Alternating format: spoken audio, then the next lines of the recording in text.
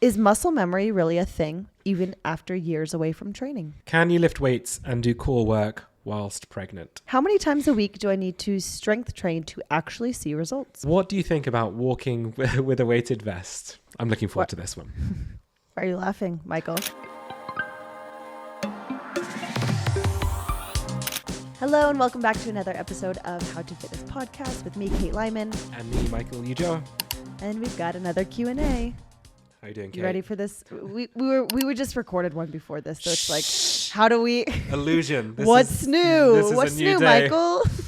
Since we last spoke, Kate, I did a lot of coughing, readying myself for this episode, and I topped up my water very quickly. Here we go. There we go. Good for you. Yeah, it was an exciting 30 seconds. No, I'm like, I just sat here because it wasn't even fast enough to do anything. So this episode, we're going to answer some questions on training and movement that came in from our listeners. And I'm really excited because I gave you the ones where I'm like, I'd like to see how Michael will answer this. I like it. I'm going to be honest. Not as a trick. Haven't read through the questions. I know. I'm the only one who's read them. And I didn't read that hard. I just was like, I don't want this one. Michael can have it. I like it. Let's Let's good do luck. it. Good luck. Yeah. So best of luck. Michael, here's the first question for you. Is muscle memory really a thing, even after years away from training? Yes, it absolutely is. It's one of these things where it always really surprises people that are new to strength training and have their first big breakout that this actually happens. But muscle memory absolutely is a thing. There's lots of like biological and neurological adaptations that happen in your body as a result of you starting to do strength training. And it makes it easier to maintain and build things back in the future. Like our muscles literally change when we start doing strength training. So they create like add extra nuclei, which means that it helps you to build muscle faster. So things don't disappear that quickly after you stop training. And if you do have some time out, the adaptation has already happened, therefore it's going to build back faster again the second time. It's very cool. So if you have been strength training for a significant period of time and you have to have a month off, 2 months off, whatever it is, for some break, whether it's an injury or something happens, just kind of be comforted in the knowledge that you're not starting back exactly where you were when you first began strength training. The adaptations have happened. Your body has adapted. It's going to be easier. Also, like your nervous system and skill and everything is primed and done it already. So it's never going to be as long of a process when you start building things back up again. I've done one strength training session in 3 weeks. I think that's the least I've ever trained at all, just because I've gone through periods of getting sick and then we've been away and then I've got sick again. And I don't know, like I would say I don't like not working out for a long period of time because I just feel a little bit gross. But I know that 1-2 weeks back into a good rhythm, I'm going to be exactly where I was before I had this break off. So yeah, muscle memory is a thing. It's awesome. Thank God. And you'll be fine. Enjoy the break. That's actually by me saying there was questions I didn't know. That was the one where I was like, I think I just know the answer is yes, but I don't know the like minutia of that. And so I love how you answered that. And I think my only real knowledge, like I don't have the depth of knowledge you do about that, but I have the personal experience of pregnancy, which was the longest time actually postpartum. Because I did work out through pregnancy, but postpartum being the longest time I hadn't like consistently lifted and being like, sure. What's this going to feel like? Yeah. How am I going to come back? And then having that same experience of like, oh, we don't lose the progress, physical and mental, as quickly as we often get ourselves credit for. Yeah, I'm so often asked like, I've got to have a week off for holiday. What's going to happen? I'm like, nothing. Like absolutely nothing. Your body will rest, feel awesome, and you'll come back feeling even better than you did before you went. So yeah, just enjoy the times off. If you have to have a longer break, it's fine. Your body knows what to do. It'll help you build it back fast. Don't worry about it. And bonus, maybe you get a nice sore workout coming back because you know this, like once we've been training so long, we don't get really sore, and soreness is not an indicator of effort or intensity or success in a training session, but it does kind of feel good sometimes. Yeah, it's so true. It is so true. I'm kind of looking forward to getting my first workout back after this little break myself, if I'm honest. I'm actually coming back in. My next workout is a leg workout as well. So it's It's going to kick my butt, but we'll So be you're gonna fine. be hobbling down the stairs the next day. Oh yeah. Oh yeah. It's going to be good. Right, Kate, your question up next. So, does protein timing matter? I work out at 5:30 a.m. and I'm not hungry until 9:30 or 10 a.m. Do I really need protein or do I need protein within an hour of training? No, an hour of training is not really necessary. So like the anabolic window is so much bigger than we're led to believe. I think there's a lot of false urgency given to this idea of like, oh, you got to pound a protein shake the second after you work out. And that's just not really accurate. I would say that's a 4 or 5 hour gap. I think a little food a little sooner could be nice. And specifically for recovery and appetite management for the rest of the day. But if you're listening to your body and you're saying, oh, I'm really not hungry till, several hours after, that's fine. I don't think you have to force feed yourself. Might be worth experimenting with a little sooner to see if that feels better, even though, you might not be feeling this mega hunger right now, but does it feel actually better in your energy and recovery and appetite throughout the rest of the day to eat a little sooner? Sure. But we don't need to fear this like 30-minute or 1 hour anabolic window. Yeah, it's so true. And I guess if you're training at 5:30 a.m., the thing to think about that, if you're looking for optimization rather than just like, how does my body feel? And I'm just going to take it nice and easy. You've fasted throughout the night, not like intermittent fasting, but when you're sleeping, you are fasting because you're not eating. And if you're then not eating and then working out and then not eating for a while, that's quite a long time without food. So what I would maybe do, if you're doing a strength workout and you can maybe stomach something, you could even have like a protein shake when you get up in the morning. So you've had that protein after your fast in air quotes. And then you don't need to rush to have something after the workout as well. You can be chill with it. It's fine. Yeah, that's a good idea. I think I always phrase this with my clients in the terms of experimentation, right? Like, why don't we just try something different and see if it actually feels better? Doesn't mean you feel bad now, but why not give it a try? The protein shake and a banana before, or something a little sooner. See how it feels. Do you know what is my favorite snack before a workout first thing in the morning, Kate? What is it? It's incredibly scientifically optimized, and it is a handful of granola as I walk through the kitchen trying to wake myself up for the gym. But honestly, a handful of granola at like 5:30 in the morning, it hits well. Oh, I bet. Well, to be fair, granola hits all the time. That's fair. Yeah, that's true. Yeah. Granola to me is like the most hyper palatable food there is. The crunch and the sweetness and all of it. I eat a baguette and a Diet Coke while I work out. This is my favorite fact about you I've ever learned, Kate. But like literally, so when I just work like a out, plain baguette. Yep. Nice. Yeah. So I like go walk to the bakery. I come back. I like start my workout. I grab a Diet Coke and I consume both things while I work out. This needs to be snipped for social media. I need to know more about this, Kate. So how big is the baguette? Like, because you can get some pretty big baguettes. Oh, like how, Michael, I only know the words. I only know the numbers off the top of my head because I was joking with my nutrition coach about this the other day. But I do eat like 160 carbs of baguette every day. That's okay. No, it's not huge. Like No, it's, okay. no, Okay. and if you eat enough baguette, you can get like 20 to 30 grams of protein. This is amazing. I posted that in my stories one day, and I had multiple people like 2 weeks after being like, "Hey, where do you get your high protein baguette?" And I was like, "No. It's just big enough This to hit my is protein just about goals. quantity." Yeah. This is fantastic. Good work. Yeah. There we go. All the performance enhancing tips from the How to Fitness podcast. Thank you so much, Kate. Wow, I love it. All right. Next one, Michael. How many times a week do I need to strength train to actually see results? Less than you think, I think is probably the answer. Like, you can make progress strength training working out once a week. Like, granted, your progress would be slower than if you trained 3-4 times a week.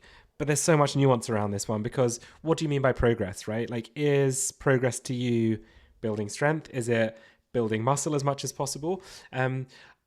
If you are only able to do like one workout a week, the progress might be quite slow. Like, it might be quite slow, but you still would make progress. So it just depends on how much you want to play the long game here.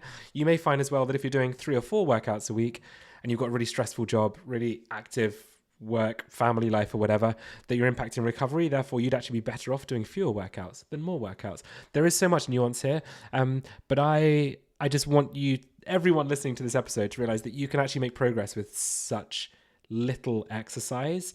It just depends on how quick you want that to be and how effective you want it to be. I used to work out 5-6 days a week. It feels like a distant dream now. At the moment, I'm training like 2 to 3 days a week, just because my sleep sucks so bad. I'm always ill at the moment because of my kids at daycare. But I'm still making progress. Like, my lifts are getting stronger. I'm feeling good most of the time.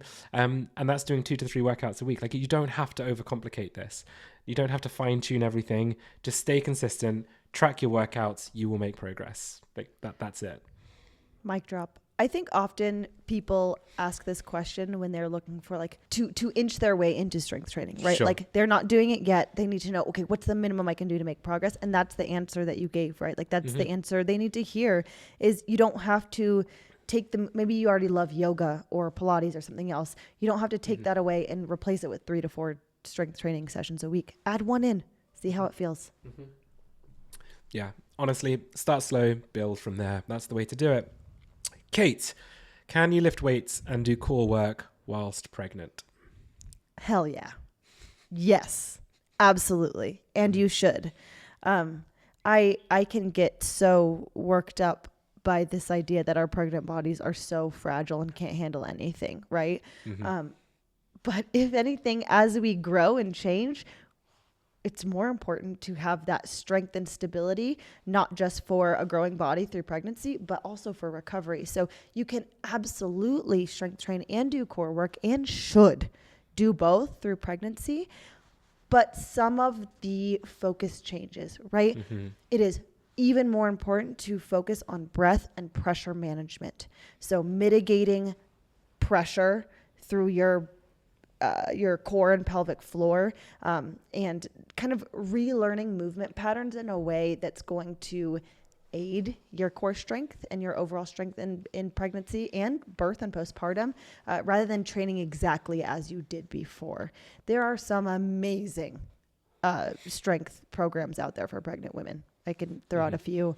Brianna Battle's Pregnancy and Postpartum Athleticism, Get Mom Strong, really great program, and Mama Stay Fit, like Namaste, Mama Stay. Love it. Yeah. Those are 3 programs that are fantastic. I know I'm missing some others, but highly recommend. And I, from personal experience and working with so many clients through pregnancy, I think it's also really fun and interesting to learn a new way of strength training, where you're kind of engaging different muscles and focusing more on your TVA and like focusing on breath and pressure in a different way. It's kind of fun, and it translates really well into picking back up strength training after baby. I love that. Solid answer. Way better than I could have done, Kate. It's so cool. It's just such a shame, isn't it? Like, anytime you see a video on social media of someone who is pregnant doing strength training, the comments underneath are just so unhinged. Yeah. And it's almost like, no matter what women do, they can't win because they're going to be criticized for doing it, right? And that is absolutely the case in regards to pregnancy and exercise. It's really frustrating how many people get put off by it because of that. I remember lifting through my pregnancy, and I was for a long time going to a gym down the road. And so I'd like walk my mile down the road, go to the gym, come back. And the amount of people were like, can you be doing that? Like, are you okay? And I'm like, okay, first off, mind your business. Yeah. And I remember one day going to get a box to like set up box squats, and this guy runs over and like is like helping me with the box, which was really kind. Did you whack him with your baguette? But I'm like, you were training Kate? Like, but I'm like, bro, I'm lifting here. Like I can. I'll be fine. I'm about to squat. Like, I'm gonna be fine with this box as well. But my response always to people being like, is that safe? Can you do that? I was like, I promise I care more about my baby's safety than you do. Like, I promise I'm the most concerned about both of us, not you. That's the mic drop. Kindly. All right, Michael, any tips for newbie runners? That's a big old question. That's a big old question. The first thing I would get you to do is to get like a basic running plan to start you off. Because I think it's the same with when people go into the gym and start a new training program.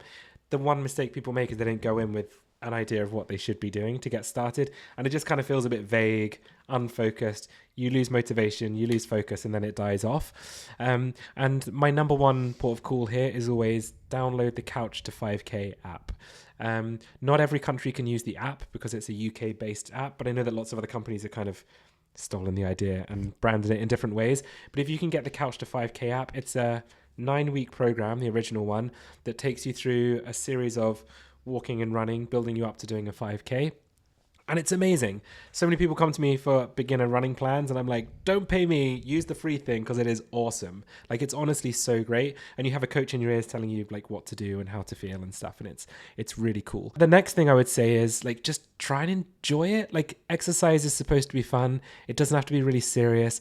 No one really gives a shit about your running times as much as you ever will. So just get out there and do it. Get yourself some good trainers.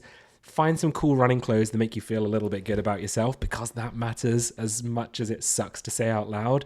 And then just give it a go. Get into it. Find some cool music. Find some fun podcasts. Whatever you got to do, just get out there and enjoy it. Running is the best. I love running. Getting started with it sucks though. So the first few weeks, build up. Expect that the first few workouts will feel a little bit painful, a little bit sore, but you'll get there. You'll get into it. Sorry, that was a really good answer. Thank you. So now to change the subject, are you podcast or music while running? Ooh, it depends on the distance. If I'm going, so once I get into like the super long training cycle of like a marathon where you're running for like an hour and a half plus, podcast all the way.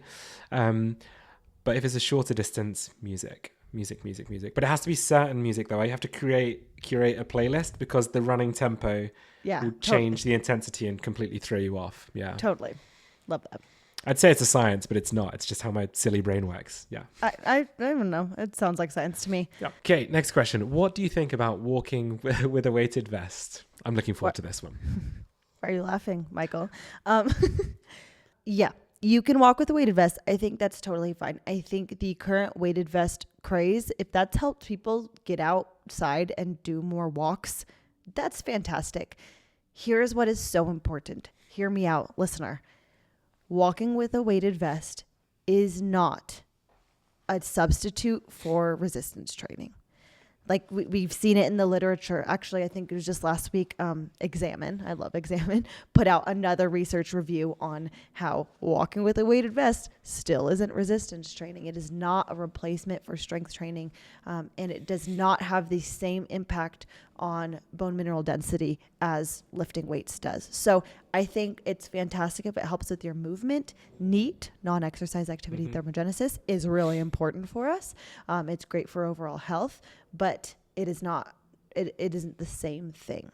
And I have seen the weighted vest just go so far. Like, I don't know, people deadlifting in the weighted vest or doing other things in the weighted vest like that don't really make sense. It's probably not hurting you, unless you're walking so much that your knees are like hurting, or your joints, but just not the same. I agree. I'm not a big fan. I know that a lot of people message me who really love walking with a weighted vest. Like, honestly, if you enjoy that, crack on. I'm not gonna poop on your party here. However, I just think it's wildly unnecessary. It's really uncomfortable doing anything with a weighted vest on, and I feel like it's going to ruin a good walk. So it's not for me. And the difference is negligible. So yeah. The difference is negligible. I think that's what's important to recognize. Yeah. Also, there was a really funny SNL Saturday Night Live skit about women, like perimenopausal women walking with weighted vests, and they're all walking. Did you see this? No, I've not seen it. I'm going to send it to you. They're all walking, and like women come in and they each have like an increasingly heavier and like heftier weighted vest. It's really funny. Anyway, yeah. So like, whatever. It's fine, but it's not miraculous. That's what is probably important to recognize. All right, Michael, I have a last question for you. Does weekly swimming count as strength work? No, it's not. Like, swimming is cardio, like out and out. It is cardio. There's absolutely strength elements to it, like there is with any form of cardio. There's going to be a slight strength element benefit. However, it is a cardio form of exercise. You'll sometimes see the argument of like, well, swimmers have really big backs and this kind of thing, but a lot of them are doing strength training too, which then contributes to that physique that they're building. So never forget that kind of wider picture there. So if swimming is the only thing you can do for exercise, then awesome, like keep going. It's amazing, but it doesn't count traditionally as strength work. And if you have the time to, do try and incorporate some strength work on the side of that. I wish I loved swimming more than I do, Kate. Every time I do a new triathlon event, The first time I get in the pool, I'm like, this is the time. I'm going to enjoy it. I start swimming and I hate it. I absolutely hate swimming. It's not for me. I really do not enjoy it even a little bit. And it gives me vertigo. Does it? Yeah, I get really bad vertigo. Actually, a pool's better, but I was once training for a half Ironman, which thankfully got canceled by COVID. I was like, okay, that's my out. I'm not going to do that again. But open water swimming like F's me up. Wow, Mega vertigo. Okay. Interesting. I've never enjoyed it. So the reason I signed up for my first half Ironman event was because I wanted to learn to swim because I was really bad at it. And I'm glad I did that. But every session I got in the pool, I was like, no. Like, I'd rather be doing any other form of exercise than this. I feel that. Yeah. But I really admire people who do it for exercise because it's so hard and unenjoyable for me. So hard. Like, I feel like no minute goes slower than a minute swimming laps. Agreed. Yeah. I was like half marathon fit, maybe a little bit further when I started swimming, and you feel so unfit. I felt like I'd never run a day in my life when I started swimming because it's so hard to get your breath work right with yeah. Also, don't come to us for swimming advice. Yeah, but you swimmers are just absolutely incredible. So I admire you. All right, that's all we have. Michael, anything else to add? No. I'm just so delighted I found out about your baguette and Diet Coke intra-workout supplementation. It's fantastic. So I might have to give it a try. Yeah, I mean, happiness factor, 10 out of 10. There we go. All right. Thank you for listening. As always, we appreciate any review or comment you can leave. We love you sending this to someone else who would love to listen. And we're grateful for you being here. See you soon.